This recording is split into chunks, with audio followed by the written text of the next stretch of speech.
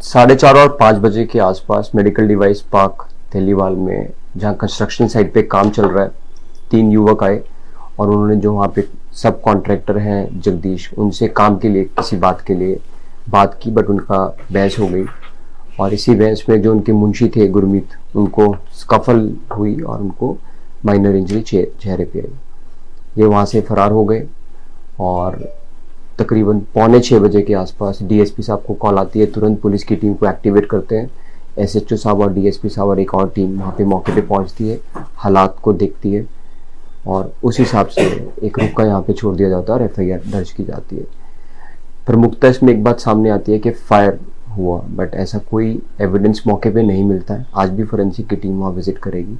कल रात को इस चीज़ को क्लियर कर दिया जाता है कि कोई फायरिंग इंसिडेंट सामने नहीं आया और 3 टीम्स बनाई जाती हैं, एक टेक्निकल टीम और 2 स्पेशल टीम्स, ताकि तीनों एक्यूज, क्योंकि इसको नैप कर लिया जाता है। सबसे बड़ी लीड ये आती है कि 5:34 पे वो ढेरोवाल बैरियर क्रॉस करते हैं, उनकी गाड़ी जो स्विफ्ट वाइट है उसको आइडेंटिफाई कर लिया जाता है।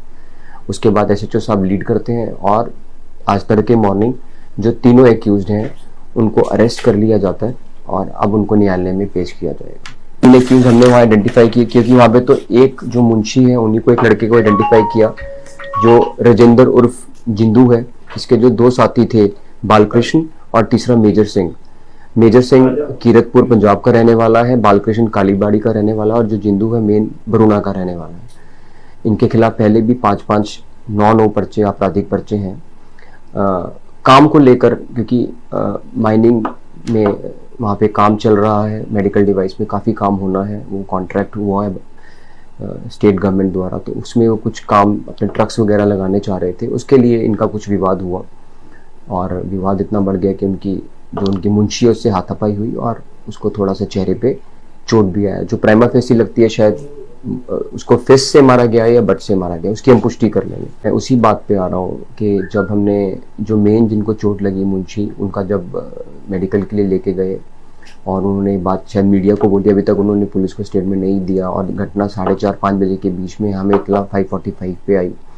एविडेंस, फायरिंग का एविडेंस सीन ऑफ क्राइम से कोई नहीं मिला, फिर भी हम उसको पुष्टि करने के लिए आज फोरेंसिक की टीम उसको विजिट करेगी और ऐसी कोई बात सामने नहीं आ रही, कोई आवाज़ किसी ने नहीं सुनी। वहाँ पे 20-25 ट्रक ड्राइवर्स और भी लेबर काम कर रही थी, तो we will verify the fact, but prima facie लगता नहीं कि वहाँ पे कोई फायरिंग इंसिडेंट्स हुआ।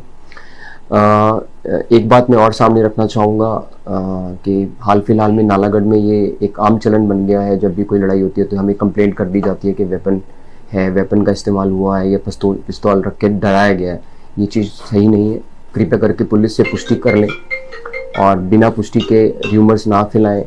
इसमें अगर कोई इंटेलिजेंस का व्यक्ति है, कोई पुलिस का कर्मी है या मीडिया कर्मी है, हम उनको भी ट्रैक कर रहे हैं। जैसे कि कल रात को सबसे पहले मैसेज सर्कुलेट हुआ, अननेसेसरी ये सर्कुलेट हुआ कि नालागढ़ क्षेत्र में फायरिंग हुई है और इसके बाद थोड़ा सा पैनिक हुआ, जिसकी जो बिना पुष्टि का मैसेज है। हमने ऐसे 8-10 नंबर्स वेरीफाई किए हैं, हम उनसे भी पूछताछ करेंगे और कोई झूठी कंप्लेंट करेगा तो उसके खिलाफ पुलिस कार्रवाई करेगी। सर, जो विक्टिम है मिस्टर जगदीश, उनका ये कहना है कि मेरे यहाँ पर उन्होंने गन लगाई और मेरे से कहा कि ये टिप्पण 5 लाख रुपए महीना हमें। ये इन्वेस्टिगेशन का मैटर है। मैं तो सबसे पहले तो उनकी स्टेटमेंट है। मैं सबसे पहले तो अप्रिशिएट करूंगा टीम को भी, क्योंकि 8 से 10 घंटे के अंदर इन्होंने तीनों एक्यूज को नैप किया। आज इसमें अब इनको हम पुलिस रिमांड पे लेकर इस चीज़ की पुष्टि करेंगे कि वेपन था नहीं था, लेकिन वेपन चलने का या फायरिंग होने का ऐसा कोई एविडेंस सामने नहीं आया, बिकॉज आपको किसी भी क्राइम के लिए एविडेंस सामने होते हैं, वो अभी तक ऐसी कोई पुष्टि नहीं हुई। फिर भी उसको रूल आउट करने के लिए फोरेंसिक की टीम विजिट करेगी। मेडिकल डिवाइस पार्क की जहाँ तक बात है, इसमें अब काम बहुत तेज गति से शुरू हो गया, तो हम प्रपोज करेंगे कि यहाँ पे टेम्परेरी पुलिस चेक पोस्ट भी खोली जाए। और अभी मुझे पता चला लास्ट जब इनका असेसमेंट किया गया तो शायद डीएसपी ऑफिस से लिखा भी गया है एसडीएम साहब को और सरकार को कि मेडिकल डिवाइस पार्क की तारबंदी भी की जाए।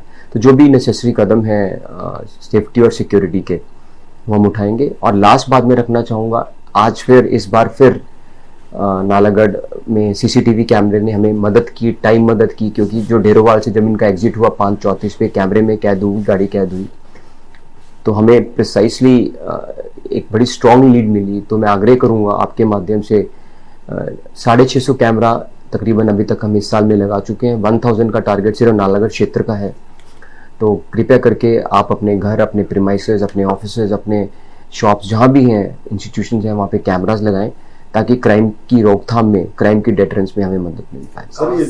कहाँ से गिरफ्तार किया सर? 2 टीम्स इसमें काम कर रही थी, इनके जो रिस्पेक्टिव ठिकाने हमारे रेडार पे थे, तो अर्ली मॉर्निंग इनको अरेस्ट कर लिया गया, नैप कर लिया गया।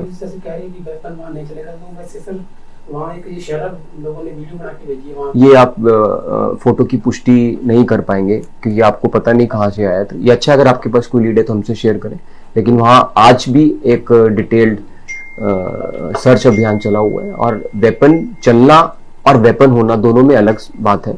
स्टेटमेंट में वेपन आया है तभी इसमें आर्म्स एक्ट रजिस्टर किया गया है। हमने प्राइमा फेसी जो उन्होंने हमें स्टेटमेंट दी उसी के बेसिस पे आर्म्स एक्ट लगाया। वेपन का होना, वेपन से इंटिमिडेशन करना और वेपन चलाना, तीनों बातें में फर्क है, वो इन्वेस्टिगेशन में हम क्लियर करेंगे। सर ये दूसरा मामला है, जैसे पहले भी हुआ था तो बोला था कि फायरिंग हुई है, तो बाद में आपकी इंक्वायरी में आया कि नहीं फायरिंग। इस बार भी ऐसा ही लग रहा है जैसे कि मैंने पहले भी आग्रह किया कि हमें र्यूमर से बचना चाहिए, और अगर इसमें कोई पुलिस का कर्मी है, कोई इंटेलिजेंस का व्यक्ति है, या कोई जर्नलिस्ट है, या कोई आसपास के जैसे शरारती तत्व हैं, कोई र्यूमर्स फैलाने में लगे हैं, मैं उनको रिक्वेस्ट भी करूंगा और उनको वार्न भी करूंगा कि र्यूमर्स काइंडली ना फैलाएं, पुष्टि कर लें।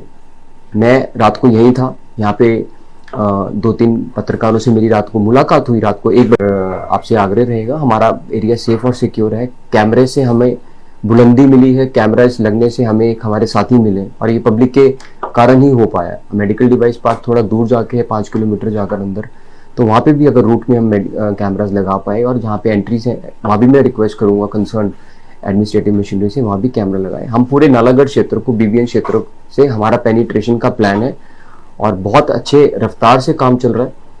अभी हम 5000 जिन्होंने कैमरा लगाया है, अभी 1-2 दिन पहले ही हमने 5000 की फिगर अचीव की, उन्हें हम बहुत जल्दी बुलाकर सम्मानित भी करेंगे। तो आपसे भी मेरी रिक्वेस्ट रहेगी, हम 5000 कैमरे हम लगा चुके हैं, और जिन्होंने 5,000 कैमरा लगाया BBN क्षेत्र में, हम उनको सम्मानित करेंगे। मेरी टीम इसमें लगी हुई है, संडे या मंडे को उनको बुला के मैं भी शायद मैं जाकर उनको विजिट सम्मान देकर आऊँ और उनका कैमरा भी देकर आऊँ। तो जब हम प्रशासन के साथ जुड़ेंगे, अपने एरिया को सेफ और सिक्योर बनाने में वचनबद्ध होंगे, हमारा एरिया सेफ और सिक्योर होगा। और इसमें आज इनको ये फॉर्मल अरेस्ट करके इनको हम कोर्ट में पुलिस का रिमांड लेंगे।